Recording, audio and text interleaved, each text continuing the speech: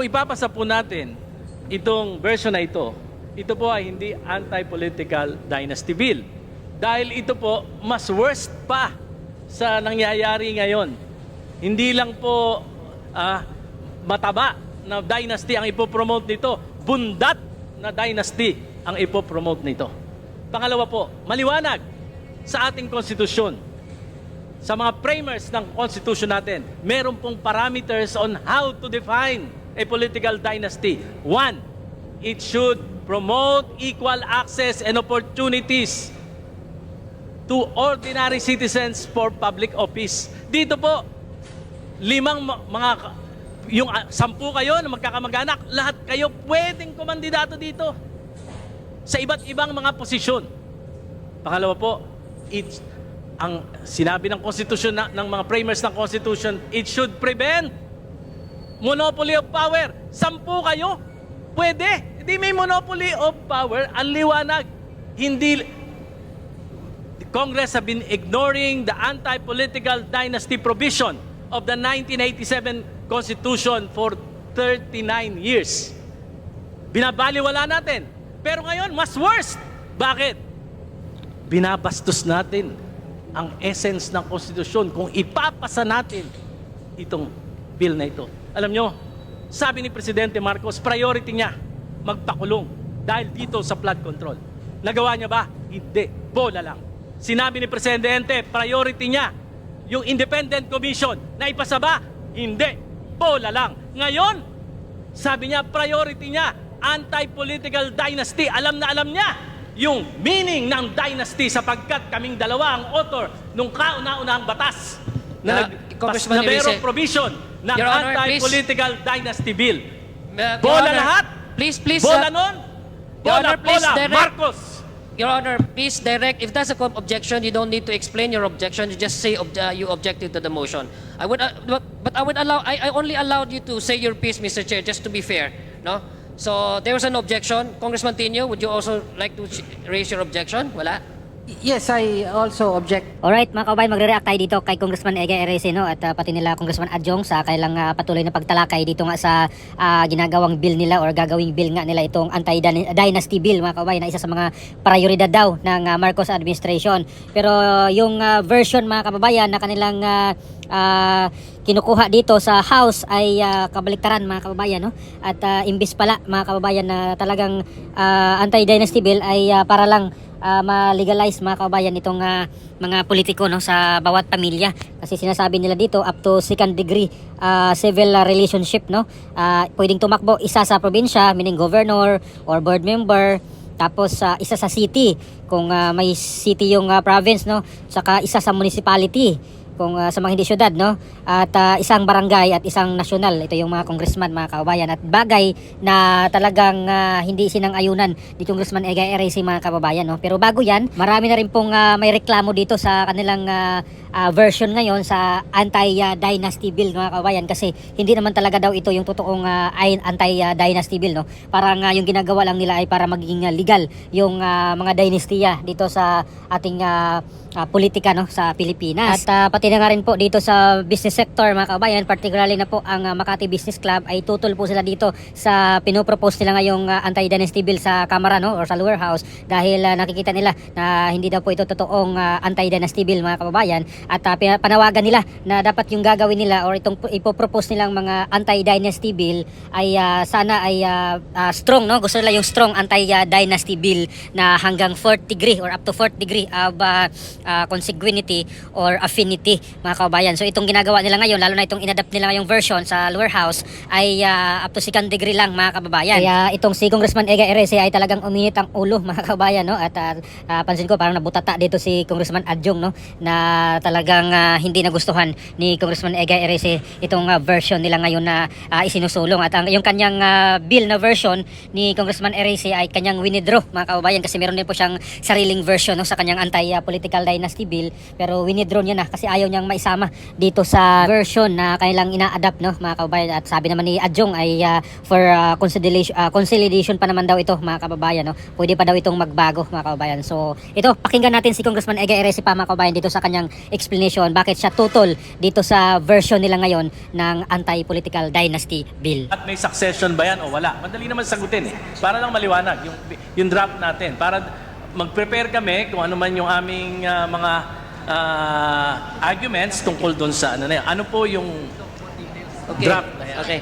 So, second degree of civil relationship and one national, one local, one House of Representatives, one city, one municipality, and one barangay. And so yun po yung ano.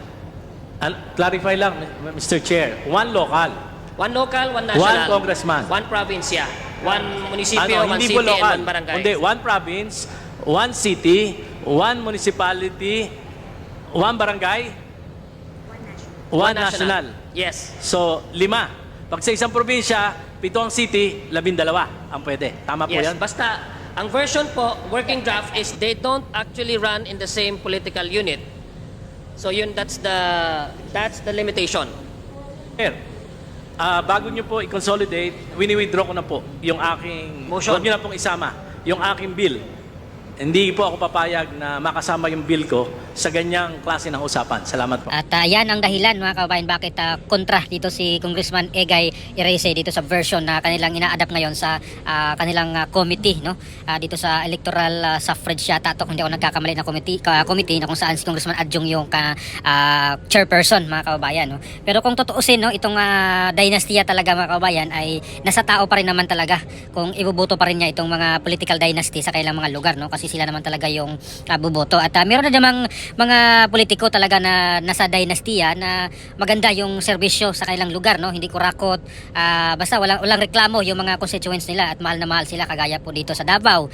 Ilang nakaupo dyan ng mga Duterte, no? Yung mayor, vice mayor, konsihal, congressman, at maging dito sa national, no, congressman, si VP ay sa national man po yan, pati sila Congressman Pulong at yung kanyang anak. Pero wala naman pong reklamo yung mga taga Davao, no, yung majority, maliban na lang doon sa mga anti-Duterte na mga individual doon sa Davao. Pero makikita naman natin sa election dahil talagang landslide yung kanilang boto mga kababayan. So meaning nasa tao pa rin yan mga kababayan, no, kung iboboto pa rin nila yung political dynasty na yan or yung political family na yan, no, dynasty. Pero meron din naman kasing mga pamilya na nasa political dynasty na mga wala namang ginagawang maganda, no, puro pangungurakot lang. So yun po, kasalanan din naman po ng mga tao na bakit binoto po sila, no, kahit na alam nilang wala namang ginagawa, nagpapalaki lang ng tiyan, nagpapalaki ng bulsa nila, mga ganyan. So yung masisisi pa rin dyan yung mga taong bayan, bakit lagi nilang or binuboto pa rin nila yung mga iyon, no, at nagpapasilaw pa sila dito sa mga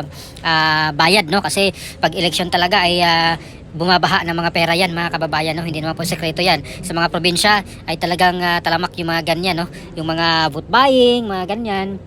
So nasa tao pa rin yan kung patuloy nilang iboboto yung alam nila na mga kurakot naman yung mga pamilya ng dynastiya ng mga politikong iyon. At nasa batas na nga daw po yan mga kabayan, no, sa 1987 na Constitution yung patungkol dyan sa anti-dynasty bill, no? Pero ini-ignore lang ng mga congressman, ng mga politiko, at alam nila na nilalaro lang talaga nila yan mga kababayan. Alam nila kung paano iikutan lang yung batas na iyan, no? At ngayon, itong version ngayon na kanilang pinopropose nga na anti-dynasty bill daw kuno, pero hindi naman daw po yan talaga totoong anti-dynasty bill, no? At yung ginagawa lang nila ay para magiging legal lang lalo itong pagiging dynastiya ng mga pamilya, no, ng mga politiko dito sa atin. At sa opinion ko, naniniwala pa ako dito kay Congressman Egay Erese na talagang may nakita siyang red flag, no, or hindi tama dito sa kanilang isinusulong ngayon na version sa anti-political dynasty. At sinabi nga ni PBBM na isa sa mga priority daw niya itong anti-political dynasty na bill, no, na may sa batas mga kababayan. At talagang pinangunahan man ito, no,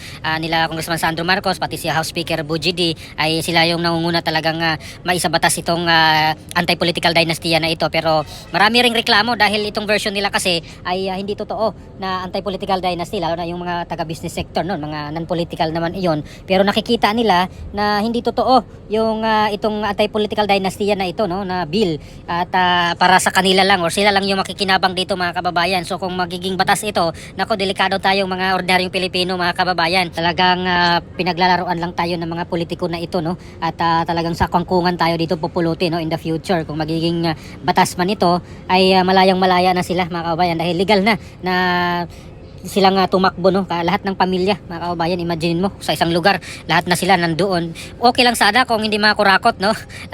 Swerte na lang kung hindi sila kurakot, pero mga ilang porsyento lang po yan, mga kababayan. Mangilan-ngilan lang itong mga pamilya talaga na politiko sa ating bansa na talagang totoong magserbisyo sa taong bayan. Siguro sa 100 isang pamilya lang itong mga totoong talagang may puso para sa mga Pilipino, no, mga kababayan, no. Majority sa mga politiko dito sa atin ay kurakot, no, at kitang-kita naman natin yan dito sa nangyayari sa ating bansa ngayon, no, yung mga ganyang pamilya ng mga dynastiya. Kaya ginagawa nilang business yan, no, kahit yung mga apo nila na maliliit pa ay sinasabak na nila, no, yung mga basta makaboto na ng eleksyon, mag 18 years old na, ay pinapatakbo na nila sa kanilang lugar, no. It's either kapitan, sa barangay, o kaya konsehal ng bayan, vice mayor, mayor. Diyan po nagsimula ang lahat, mga kababayan. Yung simula sa lolo, pag nawala yung lolo, yung anak, parang generations to generations nagiging corporation na, mga kababayan, no? May mga successor na itong mga politikong ito, no? Yung mga pamilya ng mga dynastiya. So ginagawang business talaga nila yan, mga kababayan. Yung politika, yan po yung malinaw. So ano pong masasabi nyo dito, mga kababayan, no? Sa pagwala dito ni Congressman Ege Erese dito sa House hearing nila dito sa anti-political dynasty, no?